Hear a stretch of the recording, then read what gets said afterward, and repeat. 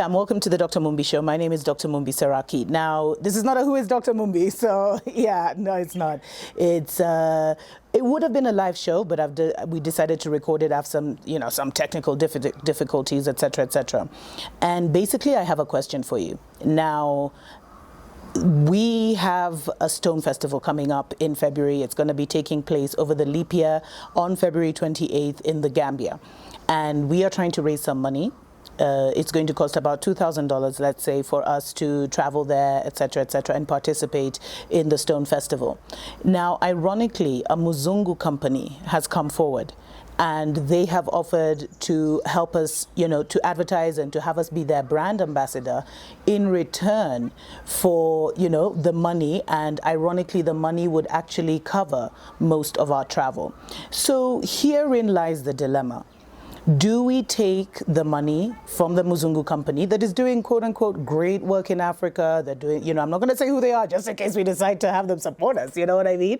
But do we take sorry guys, this is how it would be if it's live, so we ain't cutting my tribal chic, But anyway, do we take the money from the Muzungu, advertise their company, become a brand ambassador, and that would help us out financially? Or do we do something like a GoFundMe and see if our people would support us? And the reason I've decided to do this video, this is not a fundraiser, although, if you want to join our Patreon family, if you want to join our, we actually will set up a GoFundMe and see how it works. But this was really not the intention.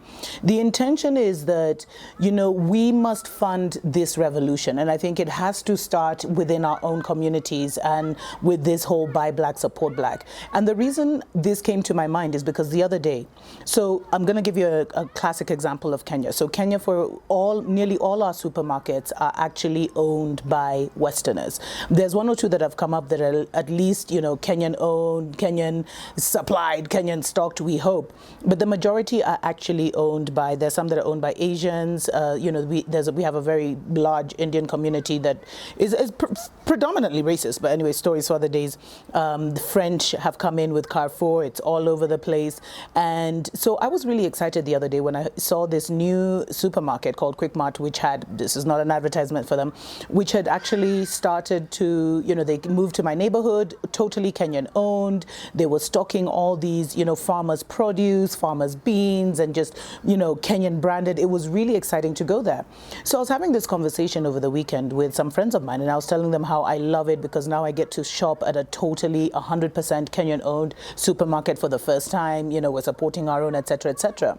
And they were like, actually, those guys just sold 50% or something of their shares, allegedly, to a European company or a foreign company because they needed capital to invest. And he's like, most Kenyan companies and most African companies are actually being built to be sold to Westerners or to get that, funding from the West. And so this kind of brings me round full circle to when will we support our own, and how do we support our own so that our own don't sell out? How do we do that, and that is a really, really important thing, because if we do not support our own, then eventually, because now, okay, the Mzungu supports me, then another Mzungu company comes and supports me, then, they're like, oh, please do this, have your stories go this way or have your stories go that way, or, and then this is how our people get compromised. But if we are not willing to support our people, even with $1 a day, you'll take $1, $10 to your pastor, but you won't support the people on the front line. And it's not just me. I'm even talking about someone like Wadamaya. So much has happened behind the scenes for him, and he is now getting visas for all of South Africa, for most of the South African countries that he wants to visit, but he has to pay for his crew, he has to pay for himself. And there's been a lot of funding actually from African diaspora that has enabled him to do that. But there are other up and coming, black YouTubers. We have to support them so that their message is not diverted. Because let me tell you, 2019 was not an easy year. And we're not going to get into all the details, but You saw, we made a show about it. Our office was broken into. You know, our systems have been hacked. Our website has been hacked several times. Our emails have been hacked several times. Our website actually went down while we were in the Gambia, you know. Our phones have been tapped. We've been followed. We've been, you know, all these things have happened where we have felt that our life was in danger. But we continued because, you know, we're not here for the likes, we're here for the revolution. And we keep saying that, and that's the truth. And that's why I'm even having this, you know, dilemma of what do we do? What do I do? Do I take the money and keep it moving and promote the brand and just, you know, keep it moving? Or will our people support us?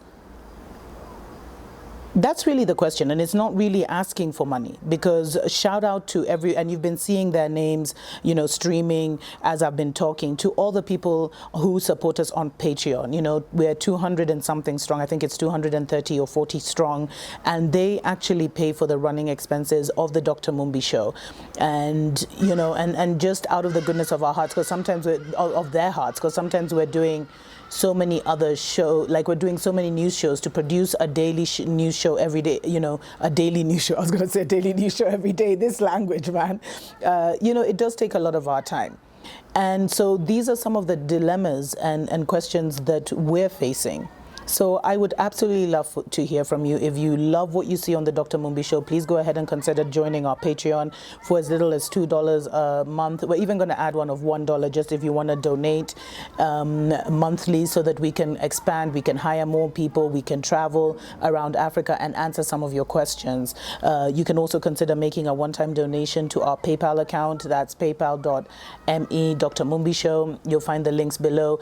And, you know, even if you're not in a position to do that, please subscribe, like, and share our videos. That alone takes us a long way.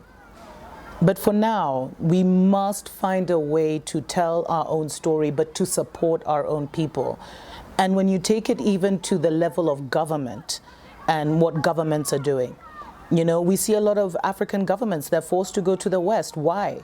Because they have these huge governmental, you know, governmental agencies, governmental infrastructures to run, and they don't have the running expenses to do it. So most of the time, that's why they always have to make these compromising deals. And so even just in the long run, what can we do as a Black nation, not just about the Dr. Mumbi show, but even on a larger scale? What can we do as a Black nation to support our own and to make sure that our own do not sell out? I look forward to hearing from you, fam. Mwah.